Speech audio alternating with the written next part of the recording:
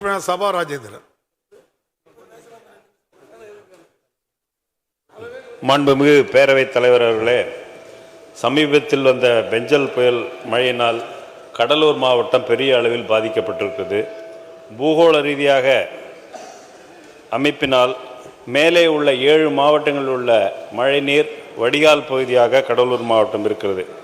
அடிக்கடி பேரிடர் பாதிக்கின்ற பகுதியாகவும் கடலூர் மாவட்டம் உள்ளது. எனவே கடலூர் மாவட்டத்திற்கென சிறப்பு திட்டங்களை தீட்டி சிறப்பு நிதியை ஒதுக்கி அந்த ஆற்றின் கொள்ளளவை அதிகரிக்கின்ற வகையில் கரைகளை உயர்த்தி அதை பலப்படுத்தி தர வேண்டும் என்று கேட்டுக்கொள்கின்றேன்.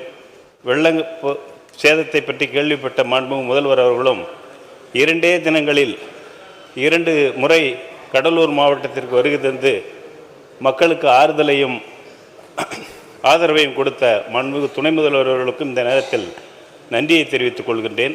தென்பெண்ணை ஆற்றில் இருக்கின்ற அதிக வெள்ளம் தென் மலட்டாற்றில் புகுந்து நெய்வேலி தொகுதியில் உள்ள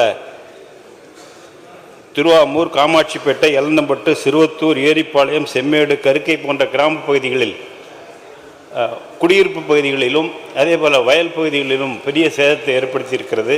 இந்த பகுதியினுடைய நீண்ட நாள் கோரிக்கையான காமாட்சிப்பேட்டையில் ஒரு தடுப்பணையை கட்டி கொடுக்க வேண்டும் என்ற கோரிக்கையினும் இந்த நேரத்தில் வைக்கின்றேன்.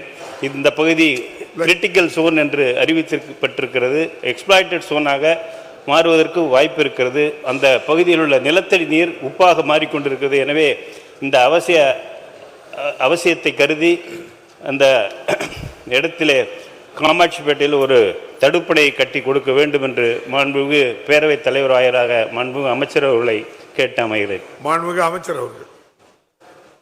மாண்புமிகு சபாரத்தினுடைய யோசனை நல்ல யோசனை, கோரிக்கையும் நல்ல கோரிக்கை, இரண்டையும் அரசு கவனிக்கும்.